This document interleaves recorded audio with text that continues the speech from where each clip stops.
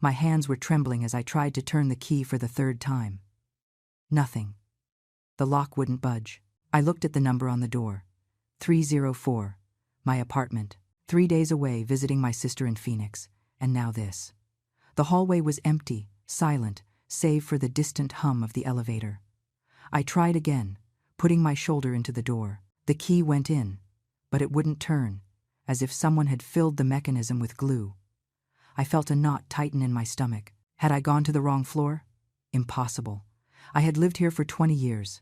I looked down at my keys, the same ones I always used, with the ceramic keychain Lucas had given me for my 60th birthday. Had something changed while I was gone? I pulled out my phone with clumsy fingers and dialed Lucas. First ring, second, third. My heart was beating so hard I could hear it in my ears. On the fourth ring, someone picked up. Hello? It was Jessica, my daughter-in-law. Her voice sounded strangely cheerful. Jessica, it's me, Eleanor. I can't get into the apartment. Something is wrong with the lock. There was a silence of 2 seconds. Then I heard something that made my blood run cold. A laugh. Not a nervous laugh. A genuine, almost amused laugh. Oh, Eleanor, we forgot to tell you. Her tone was light, casual, as if she were talking about the weather. We changed the locks yesterday. You know how it is. We needed more security. 18. I pressed the phone against my ear. You changed the locks? But why didn't you tell me? I'm standing out here with my suitcases. It's what? Another laugh, this one lower. Well, here is the thing. The condo is ours now, officially. Lucas and I decided it was time to take the reins.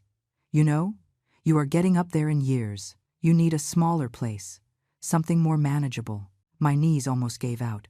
I leaned against the hallway wall. What do you mean it's yours? This is my apartment. It was yours, Eleanor. Now the papers are in our name. Everything is legal. Don't worry. Lucas agrees. In fact, it was his idea. I want to talk to Lucas. My voice sounded steadier than I felt. He is busy right now. But relax. You two will talk later. In the meantime, you can stay with a friend or something, right? Oh, and your things. Well, we will see what we do with them. Some of it we are going to need. Other stuff. Maybe you can come pick it up. When we have time to get organized. She hung up. I stood there, phone in hand, staring at the closed door of what had been my home for 2 decades. The pink suitcase at my feet suddenly weighed tons. I could see a line of light under the door. Inside were my things. The photos of my late husband, the dresses I wore to my children's weddings, my grandson's toys, the china I inherited from my mother. Everything was in there, and I was out here. A neighbor walked by and looked at me with curiosity. I pretended to be looking for something in my purse until she disappeared. I couldn't let them see me like this. I couldn't collapse in the hallway like a homeless person, but my legs wouldn't respond. 5 seconds of absolute silence passed while my brain tried to process what had just happened. My son? My Lucas? The boy I raised alone after his father died? The same boy whose entire college tuition I paid for? He did this to me? I dialed Margaret. My friend answered on the first ring.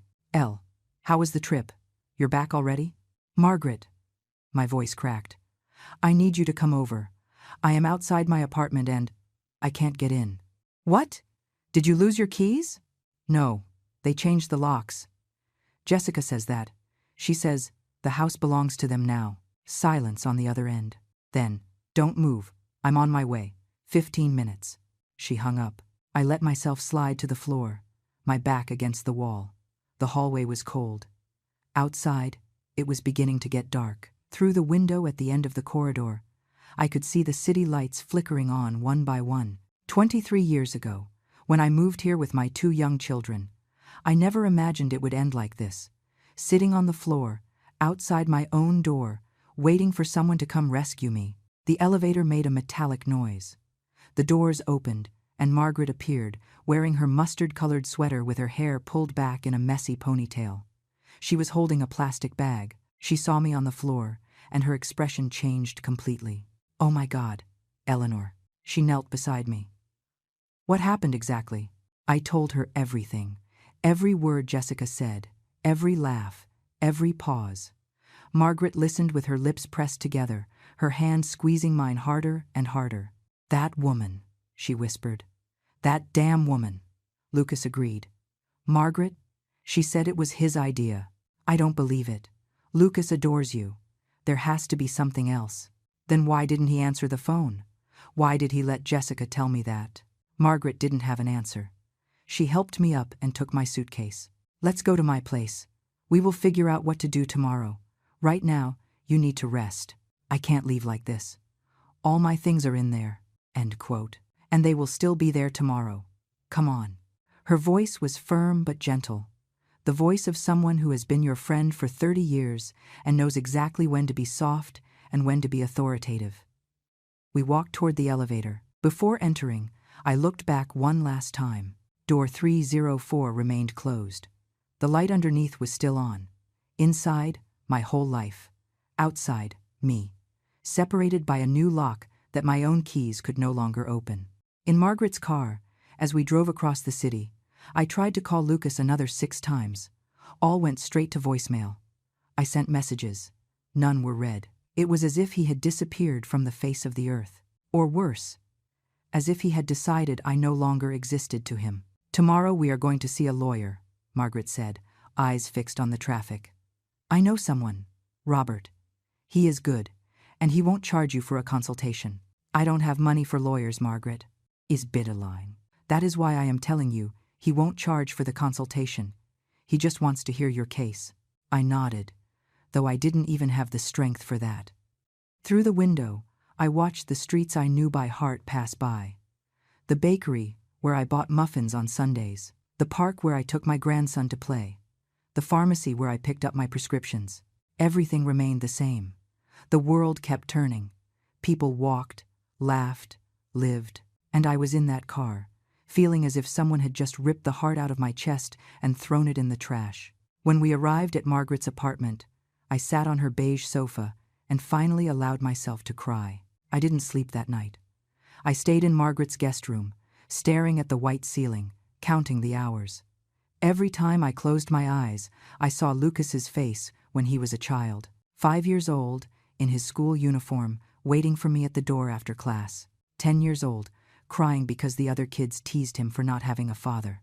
15, hugging me when I told him I couldn't buy him the phone he wanted because we barely had enough for food. And I always found a way. Always. I worked double shifts at the hospital for 8 years to pay for his college. I sold my mother's jewelry to give him the down payment for his first car. When he married Jessica, I gave them $20,000 I had saved for my retirement. So you can start off right, I told them. And Jessica hugged me that day, with tears in her eyes, calling me Mom. At what moment did everything change? At 7 in the morning, Margaret knocked on the door with a cup of coffee. Robert can see us at 10. How do you feel? Like I was hit by a truck. Perfect. That means you are alive. She tried to make me smile. It didn't work. Robert's office was downtown, on the 3rd floor of an old building with creaky stairs. He received us with a firm handshake. He must have been about 50. Gray hair at the temples, brown eyes that looked directly at you, the kind of man who inspires immediate confidence. Tell me everything from the beginning, he said, taking out a notepad. I told him. From when I bought the apartment 20 years ago, a widow with 2 small children, how Lucas grew up there, how he met Jessica in college, how they got married 8 years ago, how I gave them money to start, how Jessica slowly began, suggesting that I was getting too old to live alone in such a large place, how she insisted I move in with them. But I refused, because I valued my independence, how 6 months ago, Lucas asked me to put the apartment in his name, just in case something happens to you, Mom, to avoid probate court. And I, trusting and stupid, did it. Robert stopped writing. He looked at me over his glasses. You signed property transfer papers. Yes. Lucas said it was just a preventive formality, that the apartment was still mine, that it was just to facilitate the inheritance. Did you read what you signed? The silence was my answer. Robert sighed. It wasn't a judgmental sigh. It was the sigh of someone who has seen this story too many times.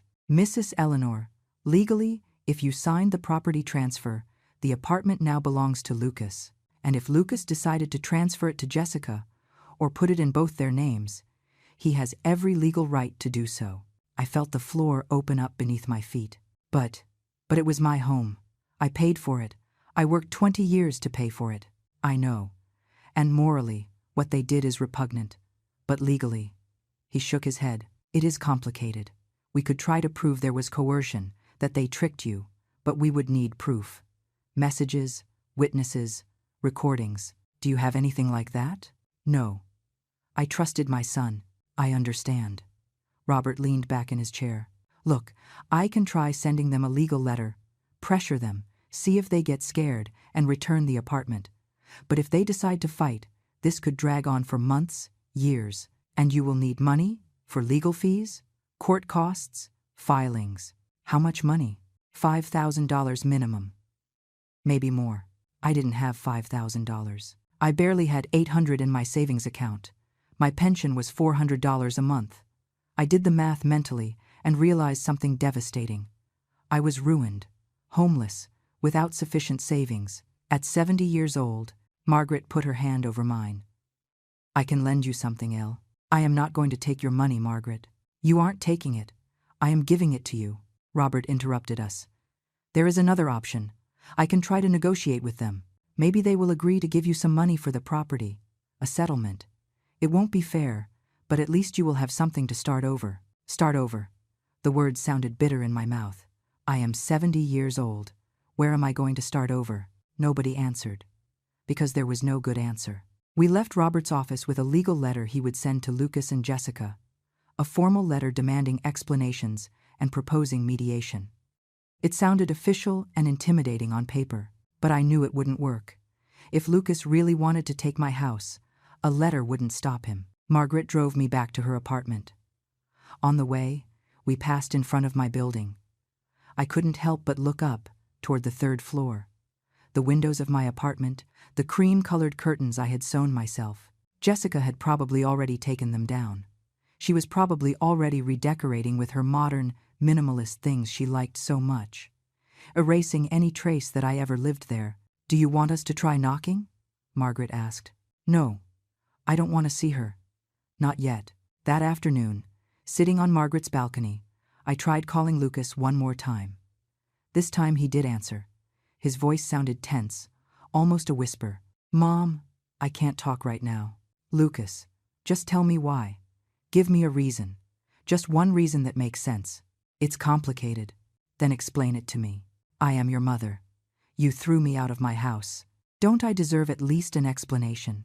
I heard noise in the background, Jessica's voice saying something I couldn't make out. Then Lucas, even quieter. It was for the best, Mom. For everyone. Don't call anymore. He hung up. I stayed with the phone in my hand, tears running down my cheeks uncontrollably. Margaret came out to the balcony and sat next to me without saying anything. Sometimes a friend's silence is worth more than 1,000 words of comfort. The sun began to set. The sky turned orange and violet. It was beautiful. The kind of sunset I used to photograph from my balcony and send to Lucas with messages like, "Look what beauty God gave us today." And he would respond with a heart. Always a heart. When did my son stop loving me? 4 days passed. 4 days living in Margaret's guest room, wearing her clothes because mine were still locked in my apartment. 4 days calling Lucas and receiving silence. Robert's letter was sent, and we never got a reply. It was like shouting into a bottomless pit.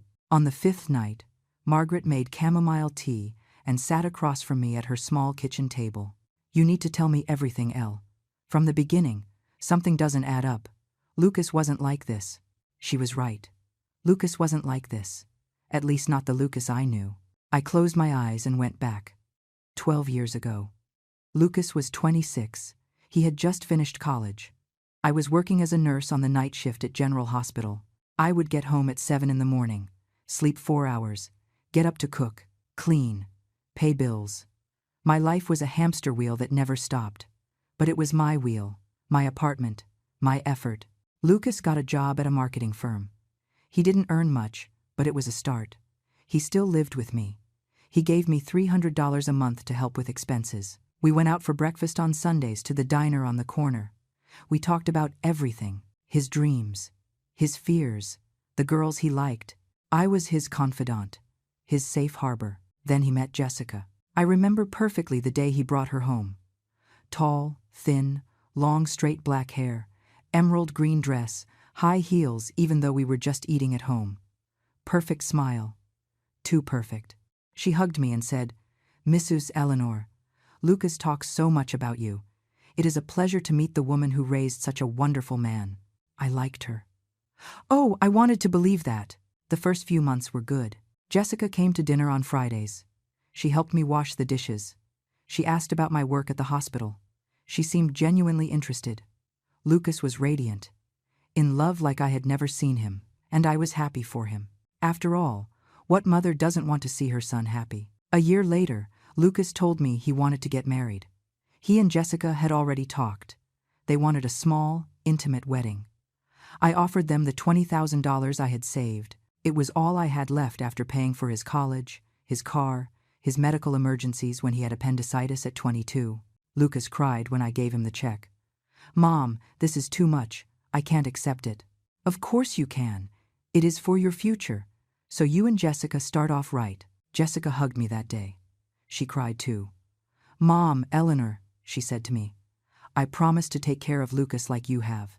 I promise to make him happy." The wedding was beautiful. Small, like they wanted.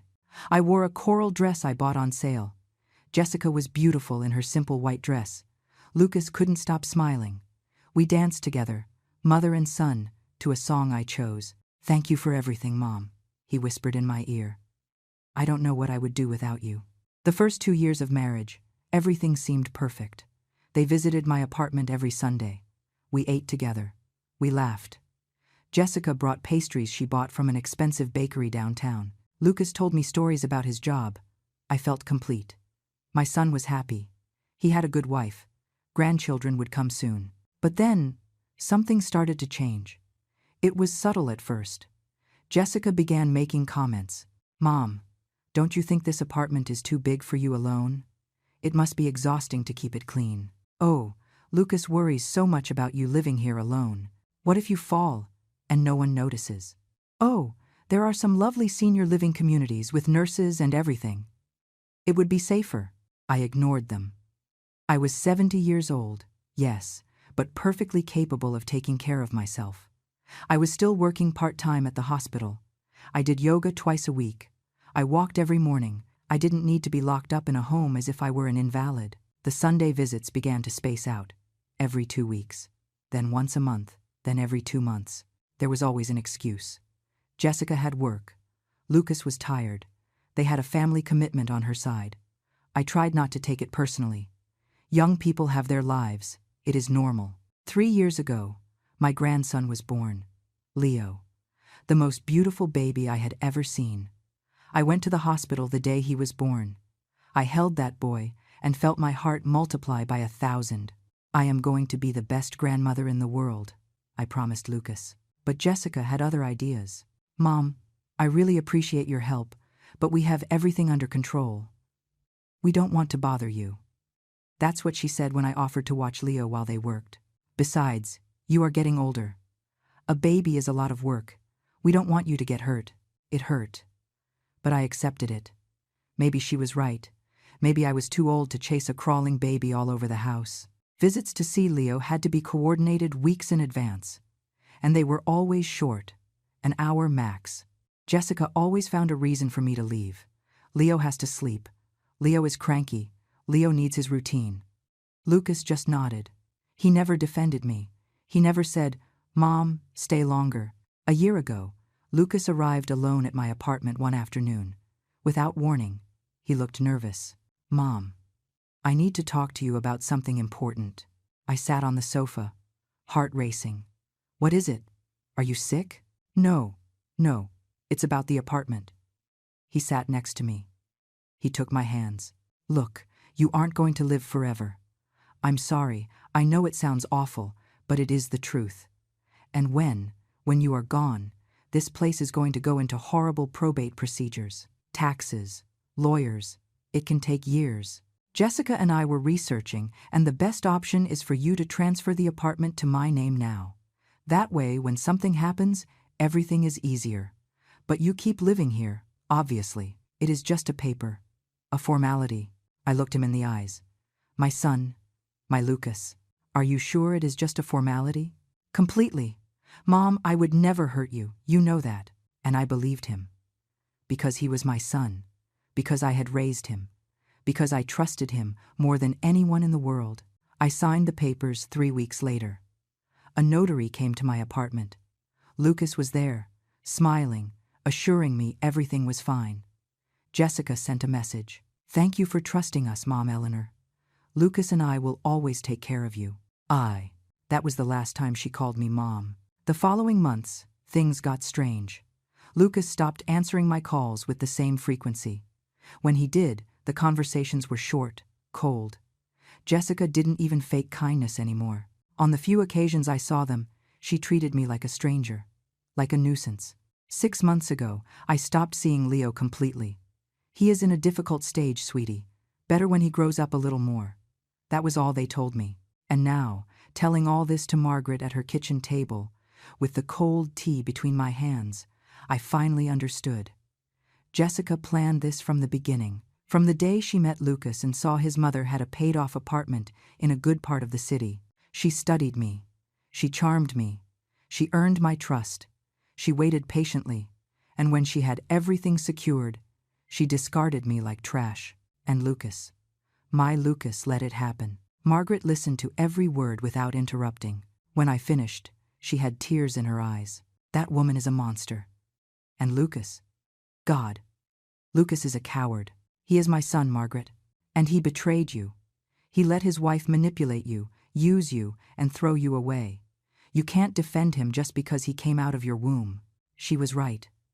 But it hurt to admit it. It hurt to accept that the boy I carried on my back when he had a fever, the teenager who cried in my arms when his first love rejected him, the young man I applauded at his graduation, that same man had destroyed me without blinking. The next day, I received a message from an unknown number. "Mrs. Eleanor, this is Jessica. Lucas and I have talked. We understand this is difficult for you, but it was a necessary decision. We are willing to offer you $5,000 as compensation for the inconvenience. It is a generous offer considering legally we owe you nothing. You have 1 week to decide. After that, the offer is withdrawn. $5,000. For an apartment worth at least $250,000. For 20 years of payments. For my home." I showed the message to Robert that same afternoon. He read it, shook his head. "It is an insult. But legally, Mrs. Eleanor, we can't force them to do more. I already explained. You signed the transfer. They are the owners. And if I reject the offer, then you receive nothing. And believe me, $5,000 is better than zero." I couldn't sleep again that night. $5,000.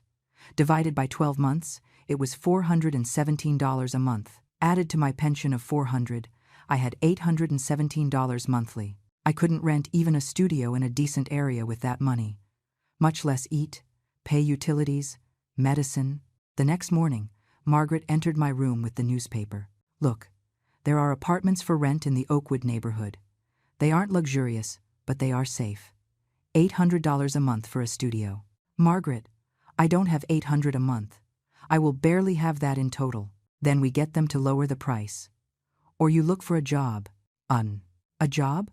I am 70 years old. Who is going to hire me?" "You were a nurse. There are clinics, hospitals, private homes that need caregivers. We can look." The idea of going back to work full-time at my age terrified me. But the alternative was worse. Being a burden on Margaret, or ending up in a shelter, or on the street. I accepted Jessica's offer. $5,000 miserable dollars for my entire life. Robert prepared the papers. I signed with a trembling hand. 3 days later, the money appeared in my account, along with a message from Jessica. "You can come by tomorrow between 2 and 4 in the afternoon to pick up your personal belongings. Be punctual. We will only give you 2 hours." I arrived at 2 o'clock sharp. Margaret came with me. Lucas opened the door. He looked haggard, thinner, deep dark circles under his eyes. He didn't look me in the eye. "Your things are in boxes in your room." Well, in what used to be your room. Jessica is turning it into an office. I entered my apartment and almost didn't recognize it. The furniture I had chosen with such care had disappeared. In its place, modern things, cold, soulless. The walls I painted peach were now white. The family photos that hung in the hallway had been replaced by abstract art that meant nothing. My room. My sanctuary. It was empty except for 6 cardboard boxes stacked in the center. 20 years of life reduced to 6 boxes. I opened the first one, clothes; the second, photos; the third, books. In the fourth, I found my mother's china wrapped in newspaper. Several pieces were broken. I could see the loose shards at the bottom of the box. No one had bothered to pack with care. "Where is the rest?" I asked. My voice barely a whisper. Jessica appeared in the doorway, holding Leo in her arms. My grandson. 3 years old, and he didn't recognize me. He looked at me as if I were a stranger. "The rest we donated. Old things we didn't need. We thought you wouldn't need them either, considering you will now be living in a smaller place." Donated. I felt the room spin. "You donated my mother's furniture? My husband's desk? The paintings I bought on my trip to Santa Fe? They were just things, Mom. You accumulated too much. This is better, more minimalist, healthier." Margaret had to hold me because my legs gave out. "You are a wretched woman," she told Jessica. "A heartless wretch." Jessica just smiled. "Careful with the accusations. We could sue for defamation." Lucas remained in the hallway, motionless, looking at the floor. He said nothing. He didn't defend me. He didn't say anything to his wife. He was just there, like a ghost of what was once my son. We carried the 6 boxes down between Margaret and me. Lucas didn't offer help. 3 trips to the car. On the third, I crossed paths with Mrs. Martinez from apartment 302. She had known me since I moved in. "Eleanor? What are you doing with so many boxes?" I couldn't answer. Margaret did it for me. She is going on a long trip, a white lie. Easier than explaining the truth. In the last box, I found something that broke me completely. A letter, written by Lucas when he was 17.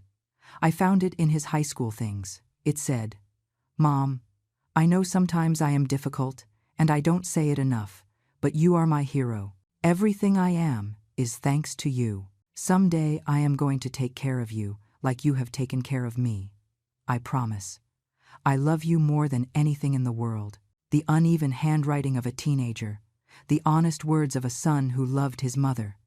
Where was that Lucas now? What did Jessica do to him to transform him into this stranger who let me carry boxes without helping me? Back at Margaret's house, I opened every box looking for specific things. My wedding photo album. It wasn't there. The letters my husband wrote me while we were dating. Neither were they. The pearl necklace my grandmother left me. Gone. The blanket I knitted when Lucas was a baby. I didn't find it. Everything that had sentimental value had been donated or thrown away. They only left me the basics. Clothes, some books, loose photos, objects without importance to them. But that were my history, my identity. That night I called my younger daughter, Sarah. She lived in Houston with her husband. We hadn't spoken in months because we had drifted apart since she got married and moved. I told her everything. "Mom, I can't believe it. Lucas was always the perfect son. How could he do this to you?" "I don't know, honey. I don't know. Do you want to come to Houston?" "I can." "Well, we don't have much space, but we can manage. I am not going to be a burden on you too." You wouldn't be a burden, but we both knew she would be. Sarah and her husband could barely handle their own expenses. Adding another person to their small apartment would be a disaster. I hung up feeling lonelier than ever. 70 years old, without a home, with $5,000 that would evaporate in months. With a son who betrayed me and a daughter who was too far away to help me. With boxes full of broken pieces of a life that no longer existed. Margaret came in with 2 glasses of wine. "I know it doesn't solve anything, but you need this." I took the glass. The wine was warm, cheap, but in that moment, it tasted like the only thing I had left, the kindness of a friend who hadn't abandoned me. "What am I going to do, Margaret?" "You are going to survive, because that is what you do. What you have always done." But for the first time in my life, I wasn't sure I could do it. I spent the next week looking for apartments. Margaret accompanied me to see 12 options. All were depressing.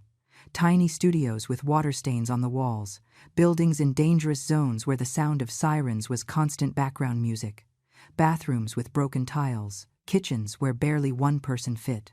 And all, absolutely all, asked for first month, last month, and deposit. That meant spending $2,400 up front, almost half of everything I had. Finally, I found one. Oakwood neighborhood, as Margaret had suggested. 3rd floor, no elevator. 400 square feet that smelled of pine and bleach. The landlord was a man of about 60, named Mike. He had a prominent belly and a kind smile. "It is small, but safe," he said, knocking on the wall as if demonstrating solidity. "Includes water, electricity, and gas is separate. $750 a month. $750. 50 less than what I had seen in other places. Why so cheap? Because the building is old. It doesn't have modern amenities, but it is honest. No surprises." I signed the lease that same afternoon. $2,250 from my account. I had $2,750 left. With luck, 4 months of rent if I didn't eat, didn't get sick, didn't need anything. I moved 2 days later. Margaret, Robert, and Mike helped me carry the boxes up, 3 floors of steep stairs. By the time we finished, we were all out of breath and sweating. My new home was a rectangular box with a window that looked out onto an alley. I could see the wall of the building opposite. Nothing more. No sky, no trees, just gray bricks. "It has potential," Margaret said, trying to sound optimistic. "With some nice curtains, some plants." She didn't finish the sentence because we both knew it was a lie. This didn't have potential. It was a place to survive, not to live. That night, I slept on an inflatable mattress Margaret lent me. The unopened boxes surrounded me like silent witnesses of my fall. I could hear the neighbors through the walls, a couple arguing, a baby crying, a television at full volume, sounds of lives continuing, while mine crumbled. The next day, I started looking for work. I visited 3 private clinics. In all of them, they told me the same thing. "You are overqualified," or "We are looking for someone younger," or "the most honest one." "At your age, ma'am, health insurance is too expensive for us." 70 years old, and I was invisible, too old to work, too young to die and stop being a problem. In the 4th clinic, a small practice in Little Village, the receptionist looked at me with something resembling compassion. "Look, we don't have official openings, but Dr. Stevens sometimes needs help with elderly patients. Simple things, taking vital signs, accompanying them to tests, pays by the day, in cash. It isn't much." "How much?" $50 a day. When there is work, dime. $50. If I managed to work 4 days a week, it would be $800 a month. Added to my pension, $1,200. Could I pay the rent, eat, survive? Barely. "When can I start?" "Leave me your number. I will call you if something comes up." I walked out of there with a small spark of hope. It wasn't much, but it was something. That afternoon, Margaret appeared at my door with a shopping bag. I brought the basics: sheets, towels, some plates, and this. She pulled out a framed poster. It was a beach at sunset, bright orange and pink colors. "So you remember the world is still beautiful, even when it doesn't seem like it." We hung the poster on the only free wall. It was absurdly optimistic in that depressing space, but something in me clung to that image, to that promise that somewhere the sun still set over the ocean, that beauty still existed. Over the next few days, I established a routine. I woke up at 6, walked 30 minutes in the nearby park, came back, breakfast of coffee and toast, called clinics, hospitals, retirement homes, asking for work, received rejections, ate something simple at noon: rice, beans, eggs, cheap things that filled you up. In the afternoons, I tried to organize my space, arranging the few belongings I had left so the place looked less sad. It didn't work. The nights were the worst. The silence after the neighbors went to sleep, just me and my thoughts. I thought about Lucas, about Leo, about my apartment that was now theirs. I imagined Jessica decorating my room, erasing every trace that I ever existed there. I imagined Lucas sleeping in what was my living room, without remorse, without guilt. How does someone sleep after betraying their own mother? 1 week later, the clinic called. "Mrs. Eleanor, Dr. Stevens needs help tomorrow. An 82-year-old patient needs accompaniment to an MRI. Can you do it? Yes, of course. I arrived 15 minutes early. Dr. Stevens was a man of about 55, tall, completely white hair, thick-rimmed glasses. He shook my hand firmly. Eleanor, right?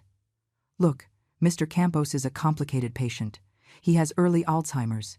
He gets confused easily. I need you to accompany him. Keep him calm. Make sure he follows instructions. Can you do that? I was a nurse for 35 years, doctor. I can handle it. And I did. Mr. Campos was a sweet old man who thought I was his daughter.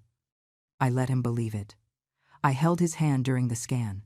I told him stories to distract him from the noise of the machine. When we finished, he was calm and smiling. Dr. Stevens paid me $50 in cash. You did an excellent job. Can you come back Thursday? I have another patient who needs accompaniment to chemotherapy. I'll be there. I walked out of the clinic with $50 in my pocket, feeling almost human again. It wasn't much. But it was mine, earned with my effort. Nobody had stolen it from me. Nobody had taken it away. That night, Margaret invited me to dinner at her apartment. She had prepared roasted chicken with vegetables, real food, not the sad leftovers I had been eating. Tell me how it went, she said, pouring me wine. I told her about Mr. Campos, about Dr. Stevens, about the $50. Margaret smiled. See? You are rebuilding, step by step. It doesn't feel like rebuilding. It feels like barely surviving. Sometimes they are the same thing. After dinner, Margaret brought out a laptop. Look, I found something that might interest you. There is a community center near your new apartment. They offer free classes, yoga, painting, dance, cooking. I thought maybe. Classes? Margaret, I don't have time for classes. I need to work. You need to live, Elle. Not just exist. Just working and sleeping isn't a life. I looked at the screen. The community center looked welcoming. People smiling in the photos. Classes on Tuesdays and Thursdays in the afternoon. Yoga at 5. I could go after work if I got morning shifts. I'll think about it, I said, though I wasn't convinced. But that night, lying on my inflatable mattress, I thought about Margaret's words. Living versus existing. There was a difference. And lately, I had only been existing, breathing, eating, sleeping, repeating. There was no laughter. There was no joy. There was nothing but pain and survival. Maybe she was right. Maybe I needed something else. On Thursday, I went to the clinic. The chemotherapy patient was a 68-year-old woman named Alice. Short gray hair, bright green eyes despite the cancer that was consuming her. During the 4 hours of treatment, we talked. She told me about her life. 3 children, 7 grandchildren, a husband who died 5 years ago. At first I thought I wouldn't survive without him, she told me. 50 years together. And suddenly, alone. But you know what I discovered? That there was still life in me. There were still things to do, people to meet, sunrises to see, and cancer. Cancer is just another thing I have to face. Like I faced widowhood. Like I faced poverty when I was young. Like I faced everything else. I am not going to let it define me. Her words stayed with me. When Dr. Stevens paid me that day, instead of going straight home, I walked to the community center. It was an old building, but well-maintained. Light yellow walls, a small garden in the front with purple and red flowers. I went in. The receptionist, a young woman of about 25 with a nose ring, smiled at me. Can I help you? I'm here for the yoga classes. Perfect. They are Tuesdays and Thursdays at 5. Free. You just need to register here. I filled out the form. Name, age, address. In the section, why do you want to take this class? I wrote, because I need to remember how to live. The following Tuesday, I went to my first yoga class. There were 12 of us women, all over 50. The instructor was a thin woman of about 40 named Elena, soft voice, fluid movements. Yoga isn't about being perfect, she said as she guided us into postures. It is about being present, about breathing, about finding peace in movement. I wasn't perfect. My knees creaked, my back protested. But for the first time in weeks, my mind went quiet. I didn't think about Lucas. I didn't think about Jessica. I didn't think about my lost apartment. I just breathed. I just moved. I just existed in that moment. After class, One of the women approached me. She was older than me, maybe 75, white hair pulled back in a messy bun. First time, right? It shows on your face. That mix of confusion and relief. It is so obvious. We all arrived here like that. I'm Margaret. By the way, Margaret Hernandez. No, sorry, I'm Eleanor. I have a friend named Margaret and I got confused. We laughed. It was the first genuine laugh that left my mouth in weeks. The yoga classes became my refuge. Tuesdays and Thursdays, 5 in the afternoon, without fail, the group of women welcomed me with unexpected warmth. Besides Margaret Hernandez, there was Rose, a former elementary school teacher with arthritis in her hands, but a contagious smile. There was Alice, yes, my chemotherapy patient, who turned out to take the classes too, when she felt strong enough. And there was Patricia, a recent widow looking to fill her empty days. We should go for coffee after class someday, Rose suggested one afternoon while we were rolling up our mats. There is a coffee shop 2 blocks away. They have delicious muffins. Whenever, buddy. I can't spend money on coffee shops, I said before thinking. Then I regretted it. I sounded so poor, so defeated. But Rose just nodded. I understand perfectly. I couldn't at first either. My pension barely reached. But I discovered that a coffee once a week, shared with good company, is worth more than staying home, saving those $3 and feeling miserable. She was right. We went that afternoon. The coffee shop was small, with worn wooden tables and checkered tablecloths. I ordered the cheapest coffee. They ordered everything. Cappuccinos, milkshakes, slices of cake. They insisted on sharing with me. That is how we work here, explained Alice, passing me a piece of her apple pie. We have all been at rock bottom at some point. We all know what it is to have nothing. So when we can, we share. I told them my story. Not everything. I couldn't. It was too fresh, too painful. But I told them enough. That my son had kept my apartment. That I was living in a tiny studio. That I worked when I could at Dr. Stevens' clinic. None judged. None looked at me with pity. Just understanding. My daughter doesn't speak to me, said Patricia, the widow. 3 years ago I lent her $15,000 for her business. The business failed. She told me it was my fault for pressuring her to accept the money. It wasn't. She asked for it. But now, I am the villain of her story. I haven't seen my grandchildren since then. It's a morit. My son lives in California, added Rose. He calls me on my birthday and Christmas, twice a year, as an obligation. Like checking a box on his to-do list. I haven't seen him in person for 20 years. Stories of mothers broken by ungrateful children. I wasn't alone. I wasn't the only one. That didn't make it hurt less, but it made the pain more bearable. Shared. I started going to the coffee shop every Thursday after yoga. It became a tradition. My small weekly luxury. $3 that I could have saved, but invested in my sanity. Work at Dr. Stevens' clinic became regular. 3, sometimes 4 days a week. $50 a day. It wasn't enough to thrive, but it was enough to survive with dignity. The doctor was good to me, kind. Patient when I made mistakes with the new computer system they used. Eleanor, have you thought about getting certified as a professional caregiver? He asked me one day. There is a lot of demand, and they would pay better than what I can offer you. At my age? Precisely because of your age. Elderly patients feel more comfortable with someone of their generation, someone who understands them. He gave me information about a certification course.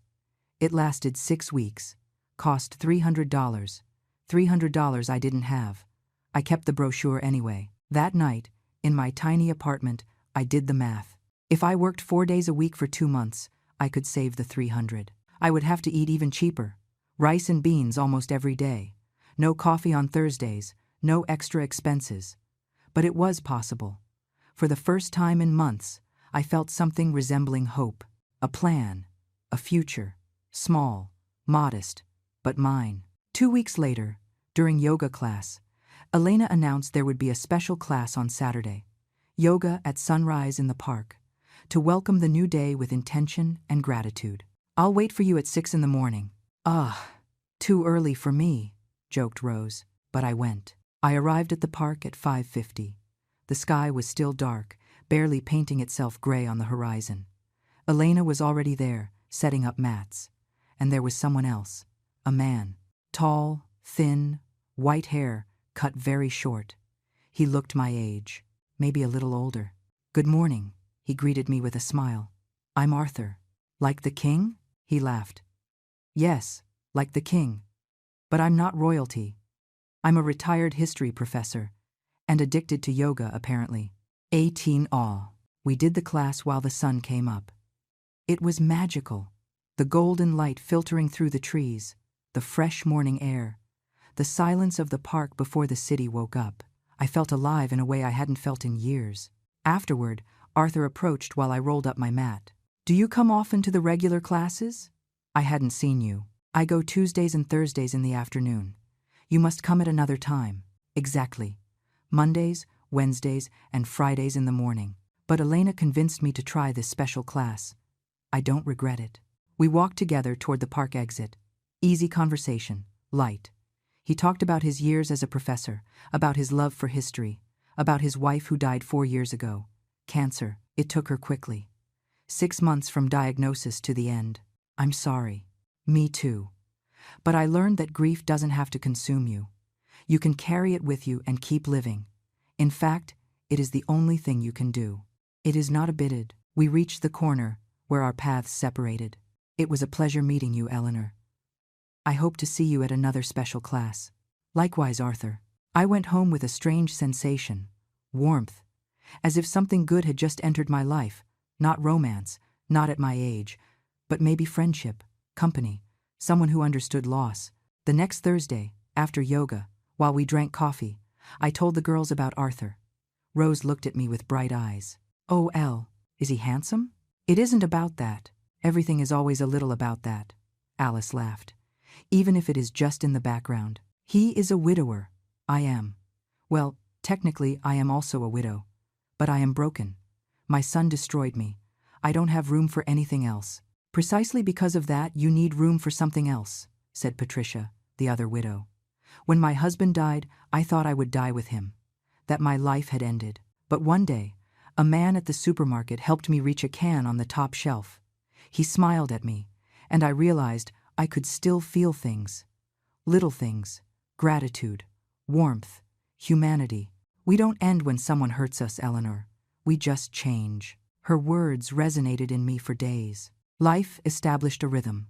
Work at the clinic, yoga twice a week, coffee on Thursdays, morning walks, simple meals, nights reading old books I found at a garage sale for 50 cents each. It wasn't the life I had imagined. It wasn't the life I had built for 70 years. But it was a life. And slowly, very slowly, it started to hurt less. There were moments. Sure, moments where I woke up in the middle of the night and forgot where I was. I looked for the window that faced the park in my old apartment and only found the wall of the building opposite. Moments where I saw a grandmother with her grandson in the park and my chest tightened thinking of Leo. Moments where I walked past a store and saw something Lucas had loved as a child, toy dinosaurs, chocolates with almonds, and had to stop to breathe. But those moments spaced out. Each time less frequent, less intense. One Saturday, 6 weeks after moving into my studio, Elena announced another sunrise class. I went again. Arthur was there too. This time, after class, he invited me to breakfast. "I know a place that makes the best pancakes in the city." My treat. I hesitated. Not because of him. Because of me. Because of the fear of starting to depend on someone's kindness. Of opening up. Of trusting. "They are just pancakes, Eleanor," he said with a smile. "Not a lifetime commitment." We went. And he was right. The pancakes were extraordinary. We talked for 2 hours. About everything and nothing. About books. About movies. About how the city had changed. About our children. I told him about Lucas. About Jessica. About everything. He listened without interrupting. "My son doesn't speak to me much either," he said when I finished. "He lives in Spain. Decided America wasn't enough for him. I see him once a year if I'm lucky. Not because he is angry with me, simply because his life is there and mine is here. Sometimes children grow up and drift away. It hurts, but it is natural. Your situation, yours is different. Yours was betrayal." "Yes." "Have you forgiven him?" "I don't know if I can." You don't have to. Not now. Maybe never. Forgiveness is for you, not for him. When you are ready, if you ever are, it will be on your terms. Wise words from a man who clearly had made his own peace with loss and disappointment. Breakfast with Arthur became routine. Every other Saturday, after sunrise yoga. Nothing formal, nothing romantic. Just two older people sharing coffee and conversation. He told me stories of his teaching years. I told him about my patients at the clinic. We laughed. Sometimes I forgot, for whole minutes, the weight I carried. I managed to save the $300 for the certification course. It took me 3 months of eating rice with eggs almost every day, 3 months without Thursday coffees, which the girls understood completely, 3 months of walking instead of taking the bus when I could. But I did it. I enrolled in the course. It started in 2 weeks, 6 weeks of night classes, 3 times a week. Dr. Stevens gave me permission to adjust my schedule to attend. I am proud of you, Eleanor, he told me. Many people in your situation would have given up. You are fighting. I have no other choice. There are always choices. Giving up is one. You chose to fight. That means something. The night before the course started, Margaret came to visit me. She brought a bottle of cheap wine and a bag of tacos. Preemptive celebration, she announced, for your new beginning. It's soul. We ate sitting on the floor of my studio because I only had 1 chair. We drank wine in plastic cups because I still hadn't bought glasses. And for the first time in months, I felt something resembling happiness. You know what is most incredible? Margaret said, cheeks pink from the wine, that despite everything that happened, you are still here. Stronger, more yourself than when you lived in that big apartment taking care of everyone but you. I don't feel stronger, but you are. The Eleanor of 6 months ago would have stayed paralyzed. You moved. You rebuilt yourself. That is strength. Maybe she was right. Maybe there was strength in surviving, in getting up every morning, in continuing to breathe when everything inside me wanted to stop. The course was intense. We learned care techniques for patients with reduced mobility, how to handle basic medical emergencies, hygiene protocols, legal aspects of professional care. There were 20 students. I was the oldest. Some looked at me with curiosity. A 70-year-old woman studying again, but most treated me with respect. I met a classmate named Alice. Not my yoga Alice. Another Alice, younger, maybe 50 years old, recently divorced. My husband left with a woman 20 years younger, she told me during a break. Left me with nothing. I have to reinvent myself or starve. I am reinventing myself too, I told her. Why? If it isn't too personal to ask, I told her a summarized version. My son, the apartment, the betrayal. She shook her head. Children can be cruel. My daughter took her father's side, says I drove him away with my demands. My demands were that he not cheat on me. Apparently, that is asking too much. We laughed bitterly. The dark humor of betrayed women. The 6 weeks passed. The exams were difficult, but I passed them. All of them. I received my certification in a small ceremony at the same community center. Margaret went, Dr. Stevens too, and Arthur, the professor, and the yoga girls. My small chosen family. We are proud of you, said Rose, hugging me tight. Look at everything you have achieved. With certification in hand, I started applying to professional care agencies. The response was immediate. There was demand, a lot. Especially for someone with my experience as a nurse. One agency offered me a position. Night care for a 92-year-old woman with dementia. 8 hours a night, 6 nights a week, $15 an hour. That was $120 a night, $720 a week, $2,800 a month. It was more money than I had seen in years. I accepted immediately. The patient was named Mrs. Connie. She lived in a big house in the Gold Coast with her daughter, Jessica. Yes, another Jessica. The universe had a cruel sense of humor, but this Jessica was different. Kind, exhausted from caring for her mother alone for years. She needed help, desperately. My mother doesn't sleep well, she explained the first day. She gets up, walks around, gets confused. She needs someone to be with her, to keep her safe, to get her back to bed when she gets up. Can you do that? Of course. The job was easier than I expected. Mrs. Connie was sweet when she wasn't confused. She called me honey. She told me stories of her youth that changed every time she told them. At 2 in the morning, she asked me where her husband was, dead for 30 years. I told her he was sleeping in the other room. That calmed her down. The nights were long but quiet. I read while Mrs. Connie slept, did crosswords, thought. I had a lot of time to think.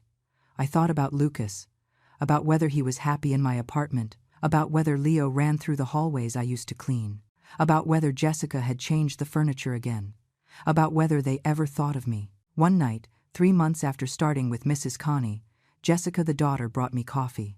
"Eleanor, I want you to know how much I appreciate what you do for my mother. And for me. I couldn't do it alone. It is my job. It is more than that. You care for her with affection. Not everyone does. I have had caregivers who only saw a check. You see a person." Her words moved me. Because she was right. I saw Mrs. Connie.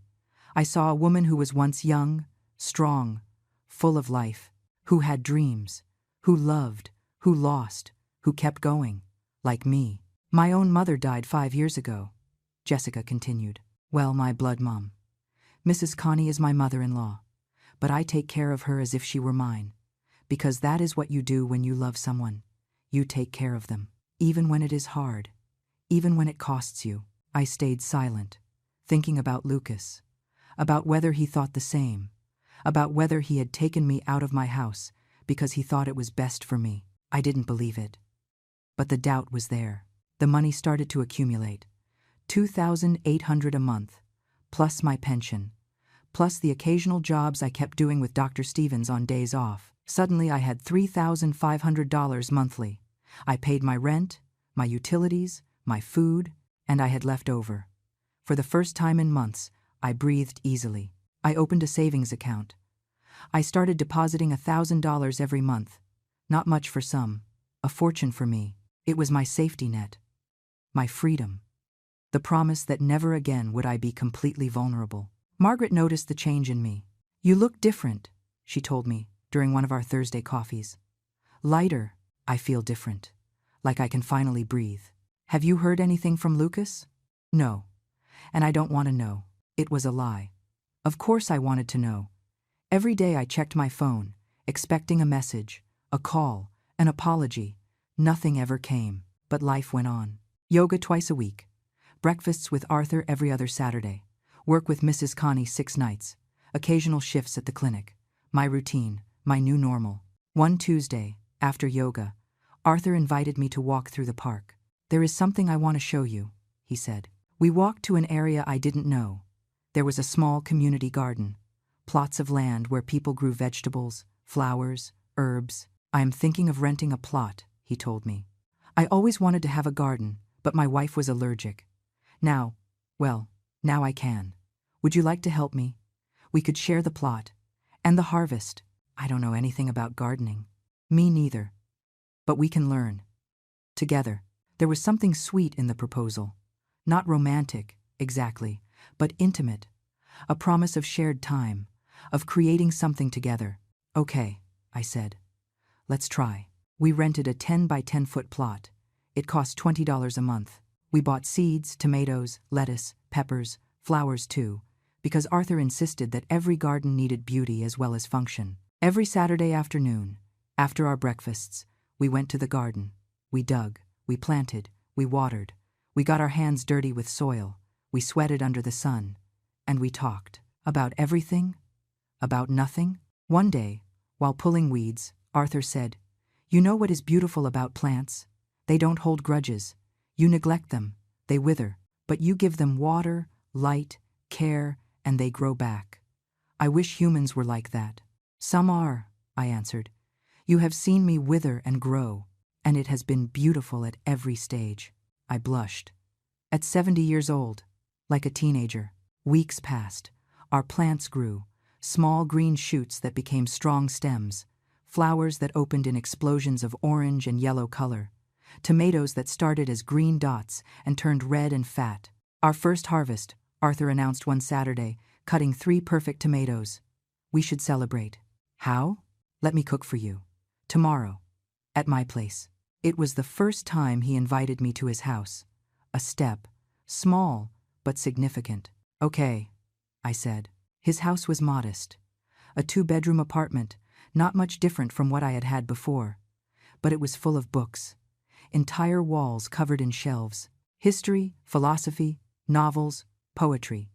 A home built of words. He cooked pasta with tomato sauce made from our tomatoes. Simple, but delicious. We ate on his small balcony, watching the sunset. Thank you, I told him. For everything. For being my friend when I needed it most. The pleasure has been mine, Eleanor.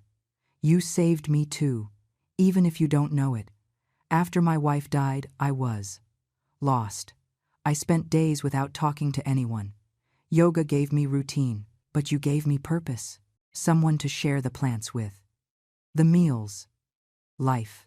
With the Rever One, we stayed in silence, watching the sky turn pink and orange. For a moment, just for a moment, I felt completely at peace. It had been 8 months since Lucas kicked me out of my apartment. 8 months of rebuilding myself piece by piece. I was in a good place. Not perfect, but good. Stable. I had a job. I had friends. I had a routine that gave me purpose. There were whole days where I didn't think about Lucas, where it didn't hurt. And then, one Tuesday afternoon, the message arrived. It was from a number I didn't know. Mrs. Eleanor, this is Robert. Can we talk? It is about Lucas. It is urgent. My heart stopped. I called him immediately. What happened? He is okay. Physically, yes, but he needs to talk to you. He has come to my office 3 times this week.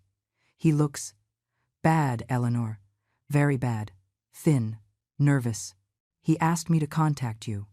He says you don't answer his calls because he hasn't called me in 8 months. I know, and I understand your anger, but I think you should listen to him. Just once. In my office. If you want, neutral ground. I didn't want to. Every fiber of my being screamed no. To keep my newly found peace. Not to let Lucas in again to destroy what I had built. But he was my son. When? Tomorrow at 3. I'll be there. That night I didn't sleep. Mrs. Connie noticed my distraction. What is wrong, honey? You are very quiet. Family problems. Ah, family. The best and worst of life. Is it your son? Yes. Dwiser. Do you love him? Too much. Then whatever happens, you will find a way. A mother's love has no logic, no pride. It only has love. Words from a woman with dementia who, in that moment, was more lucid than me. I arrived at Robert's office at 2:50. Lucas was already there, sitting in the waiting room. And Mrs. Connie was right. He looked bad. He had lost at least 20 pounds. His face was gaunt. Deep circles under his eyes like craters. Wrinkled clothes. Unwashed hair. This wasn't the Lucas I knew. This was a destroyed man. He saw me and stood up. Mom, don't call me that. My voice sounded colder than I intended. Robert ushered us into his office. We sat in opposite chairs. Lucas kept wringing his hands. Speak, I said. Robert said it was urgent. Lucas took a deep breath. His hands were shaking. Mom, what happened, what we did, wasn't what it seemed. Is way. Oh, really? You didn't kick me out of my house? You didn't change the locks? You didn't offer me $5,000 for an apartment worth $250,000? What part wasn't what it seemed? All of it. Everything. Mom, please, I need you to listen. And I know I don't deserve for you to, but he broke. Literally broke in front of my eyes, tears running down his face, sobs shaking his entire body. I stayed paralyzed. I couldn't comfort him. I couldn't touch him. But I couldn't watch him suffer without feeling anything either. Robert passed him a box of tissues. Lucas wiped his face, trying to compose himself. 2 years ago, Jessica's brother got into trouble. Big trouble. He owed money to dangerous people, organized crime, $50,000 for drugs he was supposed to sell and lost. I felt the floor move beneath my feet. They came looking for him. But he had fled. So they went for Jessica. They said if the family didn't pay, they would kill her. And they would kill Leo, my son. Mom, my baby. They had photos of him. They knew what school he went to. They knew everything. My God, we didn't have $50,000, but we had the apartment. Your apartment. It was worth more than enough. I proposed a plan to them. I could sell the apartment, pay them, and we would all be safe. But there was a problem. What? You. He looked me straight in the eyes. If they knew you had money, that you had assets, you became a target. They could kidnap you, extort you, hurt you to get more money. So we had to. We had to make it look like we were estranged. Like we had left you with nothing. That it wasn't worth going after you. My mind tried to process what I was hearing. You protected me by being cruel to me? Yes. And Mom, it killed me. It killed me every day. Every time I didn't answer your calls. Every time Jessica spoke badly to you. Every time I saw your messages asking about Leo and had to ignore them. I cried every night. Jessica too. We didn't want to do this to you. But it was that or risk them killing you. Why didn't you tell me? Because if you acted differently, if you suddenly stopped looking for me, they would suspect. It had to be real. Your pain had to be real. So they would believe we had really abandoned you. Tears were running down my face now. The apartment. I sold it. I got $270,000. I paid them the $50,000. The rest is in an account. Mom, in your name. I have been waiting for it to be safe. The police arrested them 2 weeks ago. All of them. That is why I came. Because I can finally tell you the truth. Because you are finally safe. He pulled an envelope from his pocket. Bank documents. An account with $220,000. My name in the header. Everything is yours. It was always yours. I was just protecting it, protecting you. And the $5,000 you gave me? It was all the cash we had at that moment. We wanted to give you more, but we had to pay lawyers, police, private investigators. Everything went to trying to solve this. I couldn't breathe. 8 months. 8 months of hatred, of feeling betrayed, of rebuilding myself on the foundation that my son had destroyed me. And everything was a lie. Well, not a lie. The truth was more complicated, more painful in a different way. Jessica? She is destroyed too. She hates her brother, doesn't speak to him, probably will never speak to him again. But we saved Leo. That is what matters. Why the laugh? When I called that day and she laughed, Lucas closed his eyes. They were listening. They had put bugs in the apartment. We had to act. Even the laughs. Especially the laughs. So it would seem we enjoyed kicking you out. Mom, I swear, Jessica cried for 3 days after that call. She hated herself. Robert spoke for the first time. I have verified everything, Eleanor. The bank account is real. The arrests are real. The story is true. I looked at Lucas, my son, who had carried this weight alone, who had hurt me to save me, who had loved me in the most painful way possible. I come every week to your old building, whispered Lucas.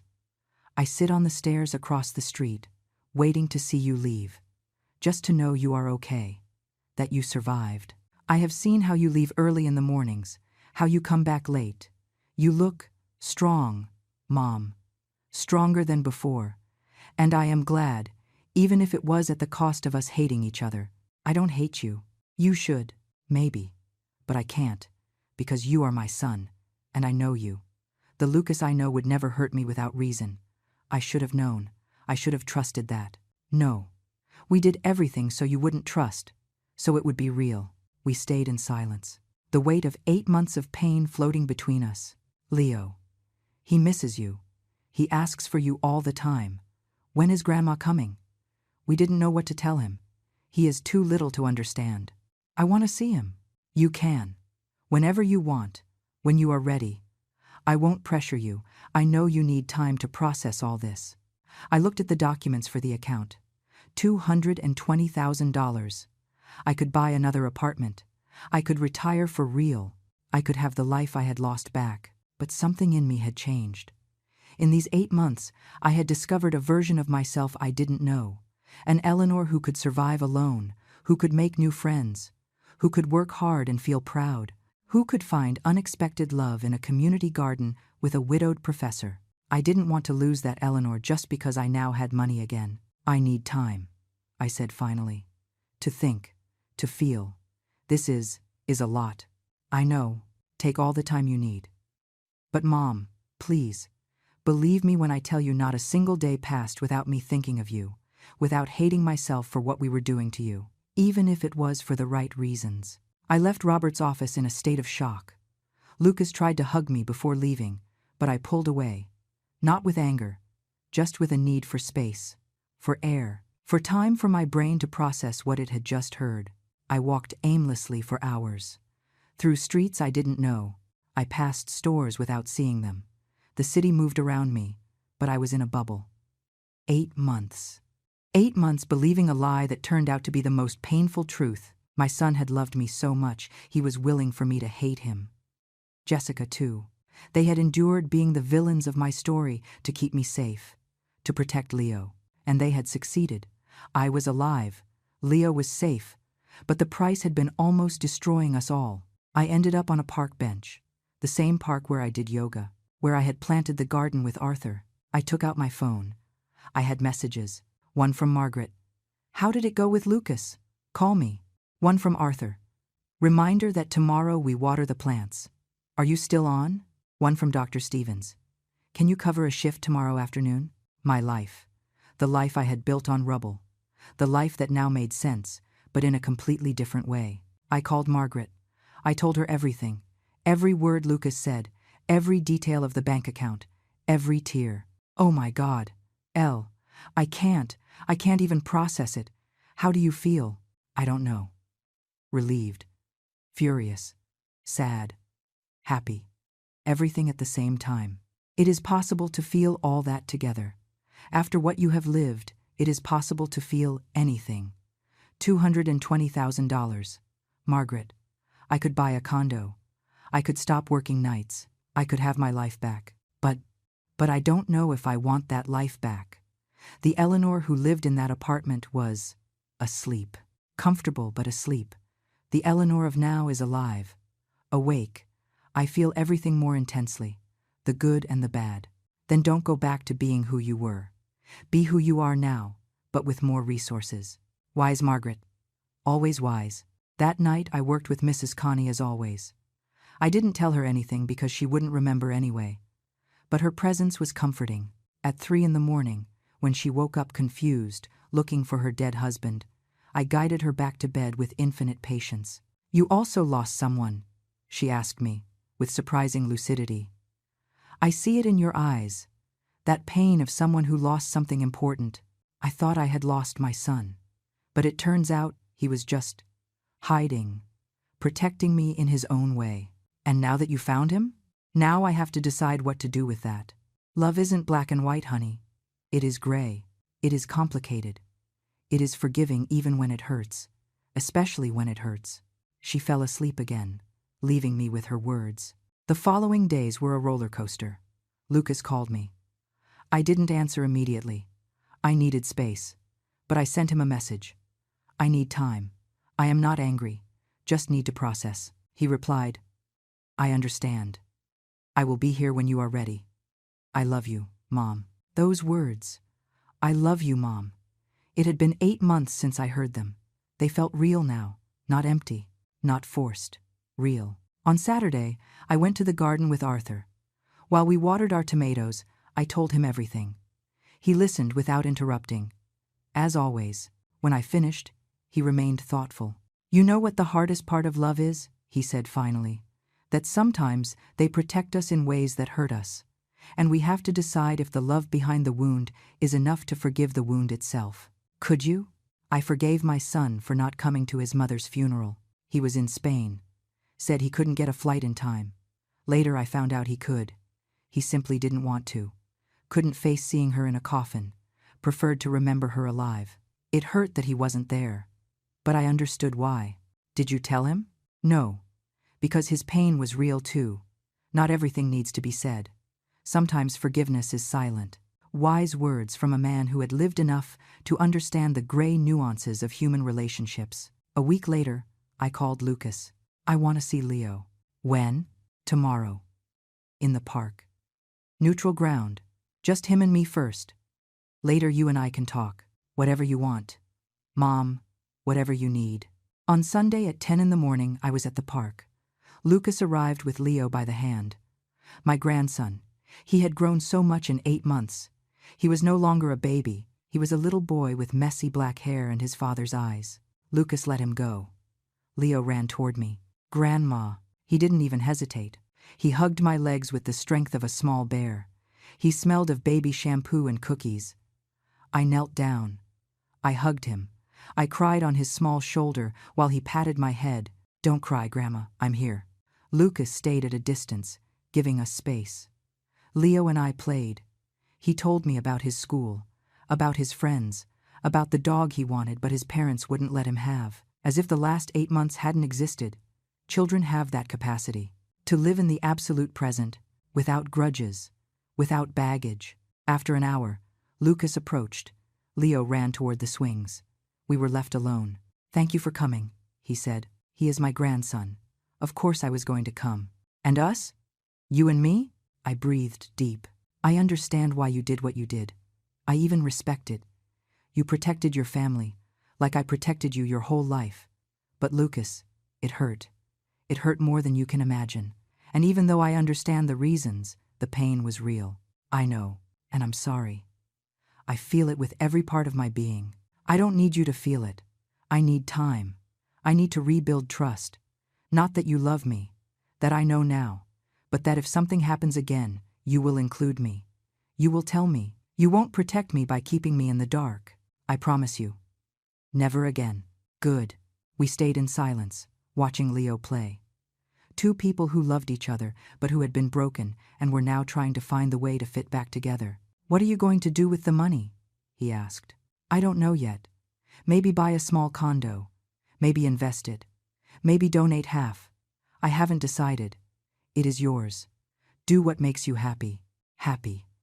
What a complicated word. 8 months ago, I would have said being happy was having my apartment, seeing my family, living comfortably. Now I knew happiness was more complex. It was Mrs. Connie calling me honey at 3 in the morning. It was Thursday coffee with the girls. It was planting tomatoes with Arthur. It was feeling that I had a purpose beyond just existing. 2 weeks passed. I made decisions. I bought a condo. Not big like the one I had lost, but nice. 2 bedrooms, a balcony with a view of the park. It cost $180,000. I had $40,000 left in savings, enough for emergencies, for freedom. I told Dr. Stevens I would reduce my hours. I wouldn't stop working completely. I liked the work. I liked feeling useful, but now it would be by choice, not necessity. I kept my night job with Mrs. Connie 2 nights a week. Jessica, the daughter, cried when I told her I would reduce hours. I understand, but I am going to miss you. Mom too. I will keep coming, just less. I need time for me too. My new apartment was 10 minutes from the community center. I kept going to yoga. I kept having coffee on Thursdays. I kept cultivating the garden with Arthur. One afternoon, while we were cutting lettuce, Arthur said, I have been thinking about something. What? That I like you. As something more than a friend. My heart paused. Arthur, wait. Let me finish. I know we are both older. I know it is complicated. I know maybe it is silly to think of romance at our age.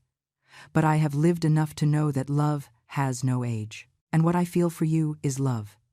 You don't need to reciprocate. You don't need to do anything about it. I just needed you to know. I looked at this man, this widowed professor who had helped me plant tomatoes, who had listened to me without judging, who had given me space to heal. I like you too, I said.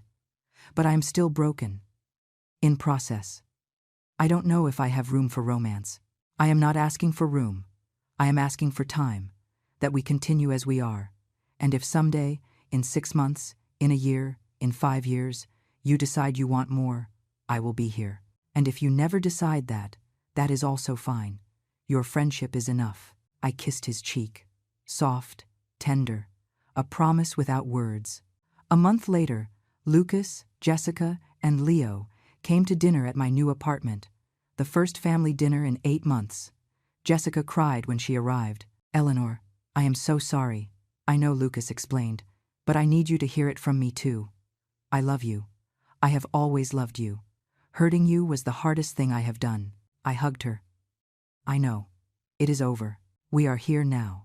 That is what matters. We had dinner. We laughed. Leo spilled juice on my new sofa, and instead of getting upset, I laughed. Because it was life. It was real. It was my family, complicated and broken, but mine. When they left, I stayed on my balcony. The sun was setting over the city, orange and pink, like the poster Margaret had given me months ago. I thought about everything that had happened, about the woman I was a year ago, about the woman I was now. I had lost my home, but I had found my strength. I had lost my trust, but I had found my resilience. I had lost my naivety, but I had found my wisdom. And my son. I had lost my son for 8 months, but I had recovered him. Not the same as before. Different, more honest, more aware of the weight of love and sacrifice. The phone rang. It was Arthur. How was dinner? Good. Complicated but good. Want company?